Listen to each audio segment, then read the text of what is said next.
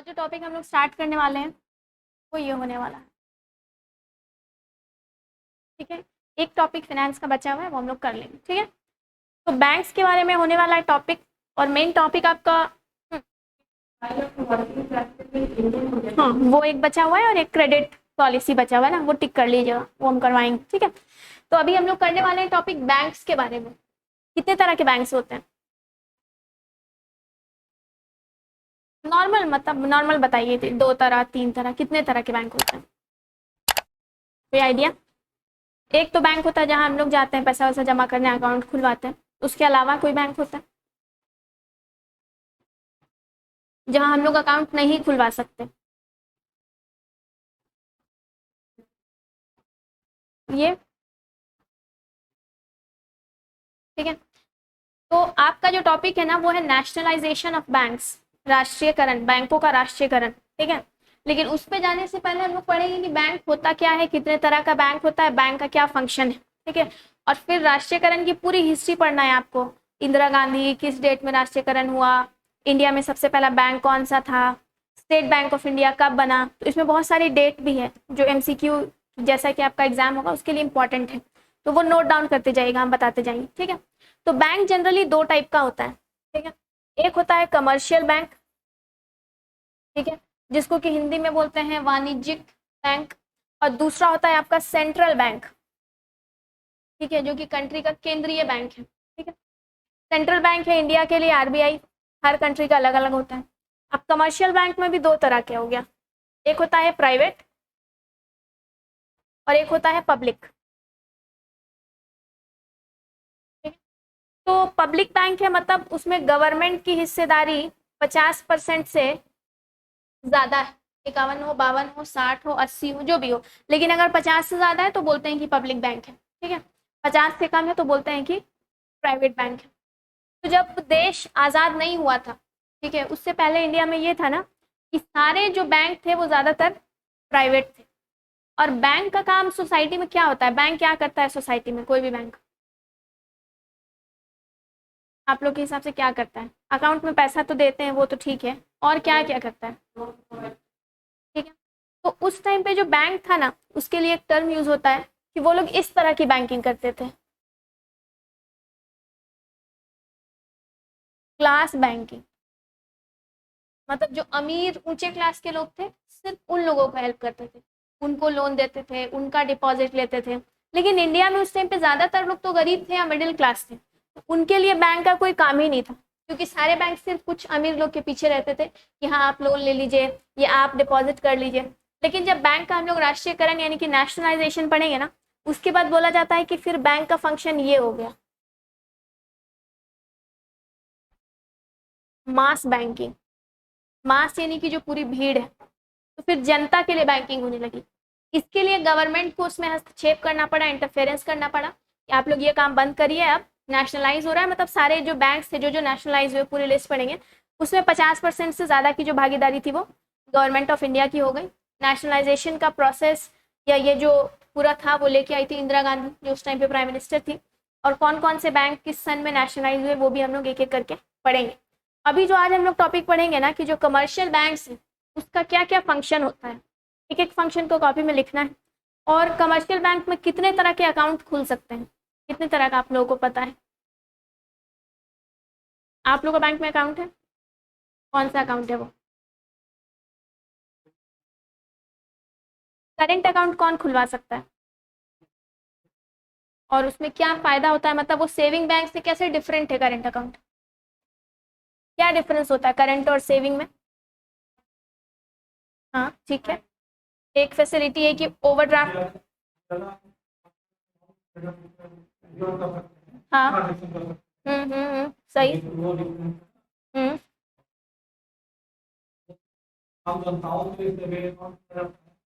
हाँ हम्म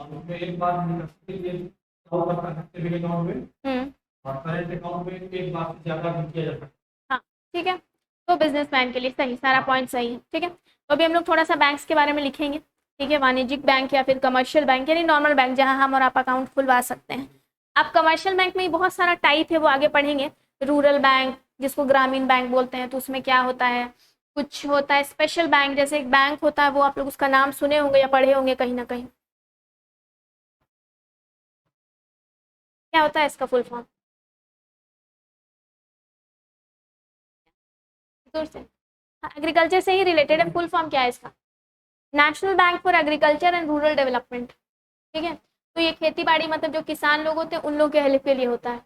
कम इंटरेस्ट पे लोन या कभी कभी जीरो इंटरेस्ट पे भी लोन, बीज के लिए, सिंचाई के लिए, खाद के लिए, तो उसके लिए होता है। और ग्रामीण क्षेत्र के विकास के लिए स्पेशलाइज बैंक है ये नाबार्ड।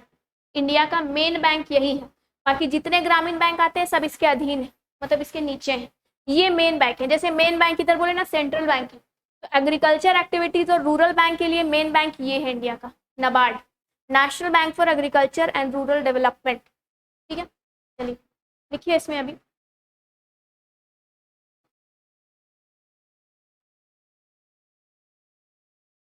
वाणिज्यिक बैंकों के कार्य या फिर functions of commercial bank.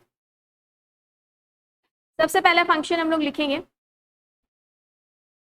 To accept deposits. जो लोग हिंदी में लिख रहे हैं वो लिखेंगे जमा स्वीकार करना।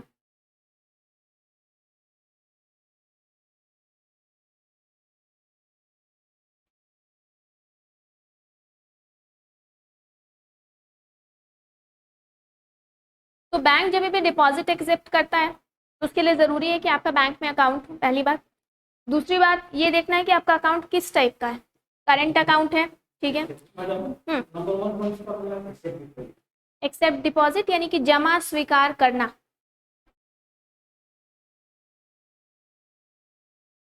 आप लोग अगर इंग्लिश में कंफर्टेबल है तो हम इंग्लिश में ही बोलेंगे, ठीक है। गुंजन तो इंग्लिश में ही लिखती है, ठीक है। तो अब जमा स्वीकार करना ये तो समझ गए, उसमें उतना डिटेल में नहीं जाना है, लेकिन कौन कौन सा अकाउंट होता है वो इसमें इंपॉर्टेंट है जमा करने जब जाते हैं। सबसे पहले तरह का अकाउंट लिखिए करेंट अकाउंट, उसको हिंदी में बोलते हैं चालू खाता, ठीक है, करेंट अकाउंट। और इसके बारे में लिख लीजिएगा, current account is an account, current account is an account in which the account holder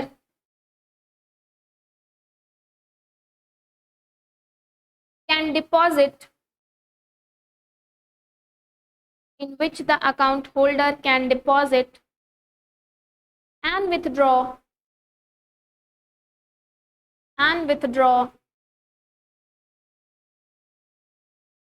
according to his wish.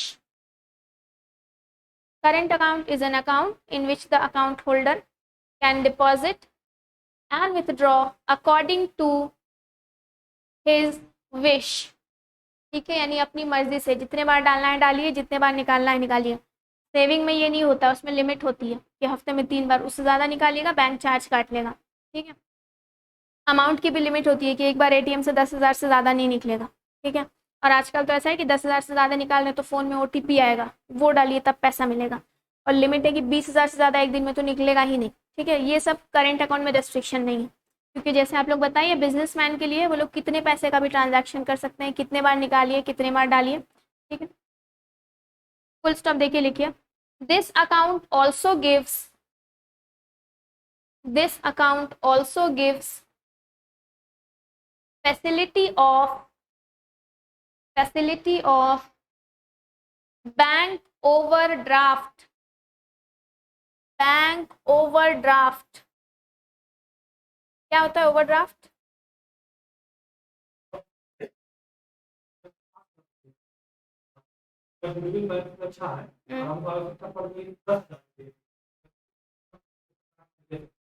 Saving bank पे ये मिलता है, ये सेविंग अकाउंट में ये फैसिलिटी, चल सही। अभी आप लोग इंग्लिश में लिख रहे हैं, लिखिए। और बाकी PDF में हिंदी में नोट्स मिल जाएगा आप लोगों को ऐप पे पढ़ने के लिए। अभी तो क्लास में मेन समझना जरूरी है, लिखना नहीं, पॉइंट आप लोग लिख ले रहे हैं, लेकिन PDF हिंदी में मिल जाएगा। जो लोग इंग्लिश में लिख रहे हैं उन लोग का तो क्लास में ही कंप्लीट हो जा रहा है, ठीक है। और बाकी हिंदी में ऐप पे PDF आ जाएगा, तो वो आप लोग पढ़ने के लिए उसको यूज़ कर सकते हैं। अभी समझिए क्लास में, ठीक है। अगला लिखिए बचत खाता या फिर saving bank account. Point number 2, अगला किस तरह से बैंक डिपॉजिट लेता है, तो पहला तो करेंट अकाउंट है, दूसरा है सेविंग बैंक अकाउंट, बचत खाता हिंदी में बोलते हैं।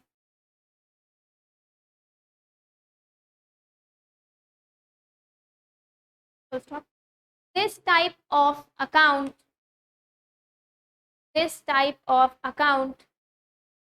has restrictions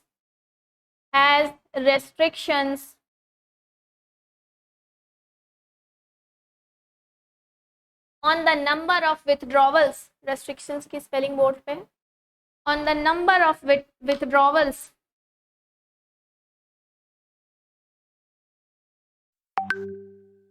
full stop.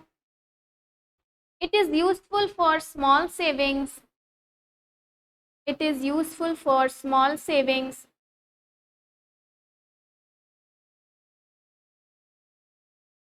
and gives minimum rate of interest, मतलब बहुत थोड़ा सा इंटरेस्ट इस पे मिलता है, बहुत मिनिमम लेकिन मिलता है, मिनिमम रेट ऑफ इंटरेस्ट। ठीक है, नेक्स्ट अगले टाइप का अकाउंट है home savings account. Home savings account क्या होता है? ये उतना पॉपुलर नहीं है लेकिन है। हिंदी में बोलते हैं इसको गृह बचत खाता। क्या होता है ये, सुने आप लोग कभी? बहुत सारे बैंक्स क्या करते हैं ना, कस्टमर को सर्विस देने के लिए, हाँ, तो मतलब आपको एक गुल्लक या एक छोटा सा डब्बा ताला लगा हुआ वो दे देंगे, स्पेशली बच्चों को अट्रैक्ट करने के लिए। इस तरह की स्कीम होती है, जैसे बच्चे घर में गुल्लक रखते हैं, हाँ, तो वो दे देंगे लाके, आप इसको भरिए और फिर लोग हफ्ते में महीने में जैसा हो उसको आके वहाँ से घर से कलेक्ट करेंगे। तो वे एक तरह की मार्केटिंग है बैंक की। ठीक है, अगर बचपन से ही सेविंग की आदत बच्चे में डालेंगे तो ऑब्वियसली जब वो कुछ बड़ा होगा तो खुद ही जाके बैंक में अकाउंट खुलवा लेगा, फिर वहाँ पैसा जमा करेगा। तो ये भी एक तरह का अकाउंट है। इसमें लिखिए some banks give facility to customers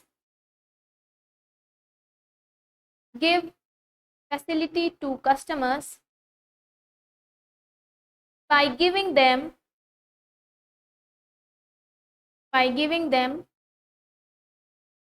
a deposit box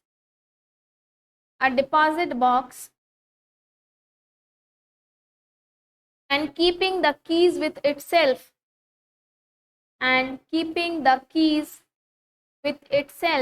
मतलब चाबी बैंक के पास ही रहेगा, आपको सिर्फ डब्बा मिलेगा, आप डब्बा भरिए, फिर बैंक आएगा अपने टाइम से चाबी से। The keys KEYS with itself, full stop. The bank agent will come at the end of the decided time,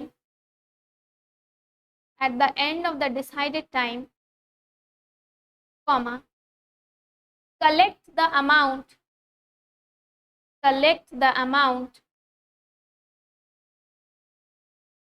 and deposit it in the account,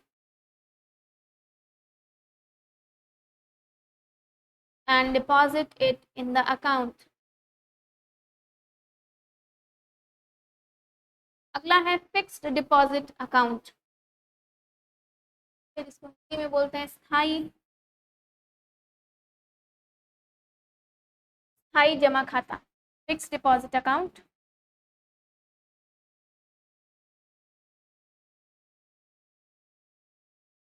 क्या होता है इसमें?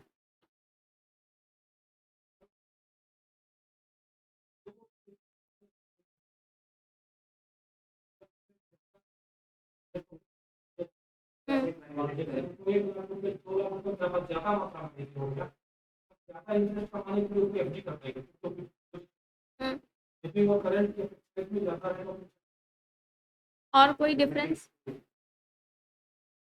निकाल सकते बीच में?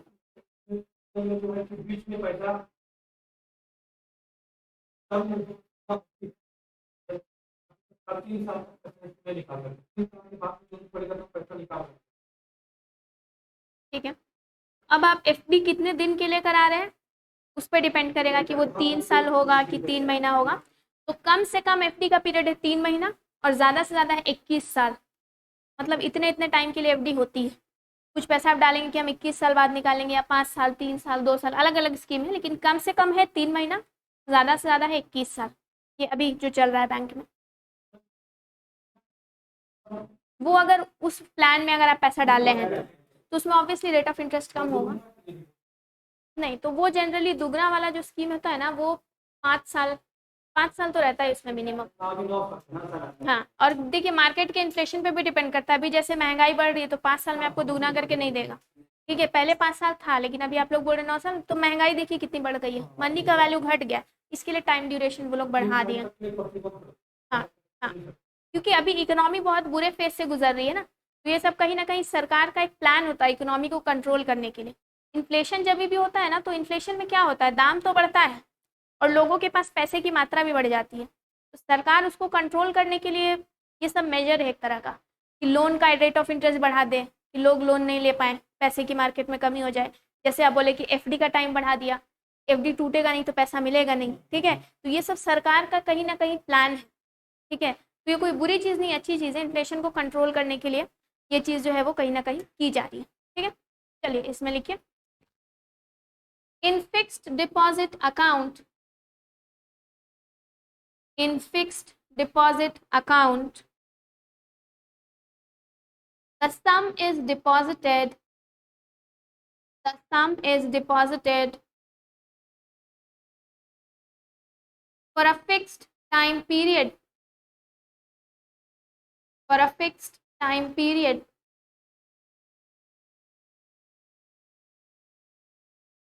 ब्रैकेट में लिखिएगा minimum 3 months, minimum 3 months and maximum 21 years or more, and maximum 21 years or more, full stop, 21 years और मोर। जैसे टाइम टू टाइम चेंज होता है, जैसे भी आप लोग बोले चेंज हो गया तो इसलिए, और more, stop. In this type of account, in this type of account, the sum is deposited, the sum is deposited for a fixed period, for a fixed period and cannot be withdrawn, and cannot be withdrawn in between, in between, bracket में लिखिएगा cannot be withdrawn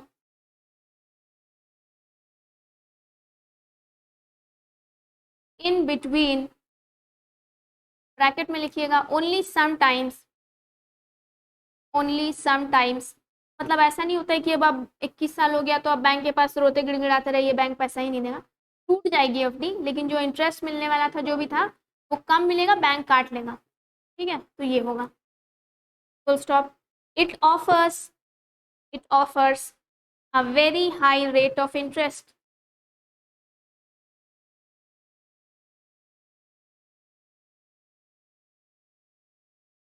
तो ये पहला function था bank का।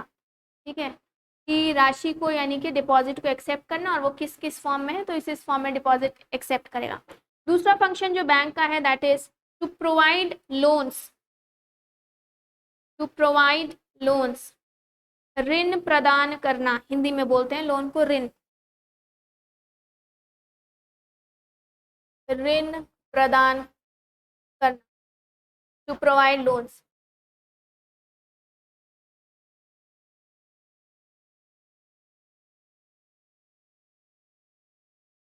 अब loan तो पता है कि भाई बैंक देता है, ठीक है, लेकिन ऐसा नहीं है कि बस हम गए उठ के बोले बैंक से लोन दो, बैंक बोला लीजिए जाइए। ठीक है,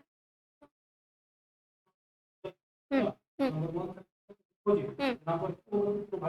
हाँ, डिपॉजिट कितने कितने फॉर्म में होता है वो हम लोग लिखें। ठीक है, अगला है टू प्रोवाइड लोन। तो अब जैसे हम बोल रहे थे कि बैंक के पास लोन लेने जाते हैं तो ऐसा नहीं होता है कि आज गए लोन दीजिए, बैंक बोला हाँ लीजिए घर जाइए, नहीं, बैंक बहुत जांच पड़ताल करता है। ठीक है, क्योंकि अभी देख ही रहे होंगे कि कौन है अभी किंग फिशर का जो था ओनर, जो चला गया देश छोड़ के, क्या नाम है उसका, जो बैंक को बहुत चूना लगा के गया है, विजय माल्या। ठीक है, किंग फिशर जो एयरलाइंस थी उसके मालिक थे वो। ठीक है, बैंक में अकाउंट था। अब जब इतने बड़े बिजनेसमैन है वो, एयरलाइंस के मालिक हैं, करोड़ों का टर्नओवर हो रहा है, तो बैंक भी कॉन्फिडेंस में आ जाता है कि इतना बड़ा आदमी है, वो लोन मांग रहे थे, बैंक लोन दे रहा था, वो लोन मांग रहे थे, बैंक लोन दे रहा था। बैंक को तो नहीं पता अंदर क्या चल रहा है, और उसमें और भी बहुत सारा फ्रॉड था। फिर फाइनली एक टाइम ऐसा आया कि वो दिवालिया हो गए। ठीक है, बैंक का अरबों करोड़ों रुपया डूब गया और वो देश छोड़ के भाग गए। ठीक है, अब कंट्री का टाई अप होता है, अब इंडिया का जहाँ पे वो गए हैं शायद, तो इंडिया का उनके साथ टाई अप नहीं है, तो ऐसा नहीं है कि किसी भी कंट्री की पुलिस कहीं भी जाके किसी को पकड़ लेगी। एक बार वो बॉर्डर क्रॉस किए तो वहाँ का रूल चलेगा। तो वो चले गए और बैंक को करोड़ों का चूना लग गया। ऐसे ही एक दूसरे हैं नीरव मोदी, वो भी ऐसा हुआ। तो अब क्योंकि ये तो बहुत बड़े पैमाने का फ्रॉड है तो न्यूज़ में आया, लेकिन बैंक ऐसे रोज के में भी बैंक के साथ बहुत सारा फ्रॉड होता है। लोग लोन ले लेते हैं और लोन नहीं देते हैं।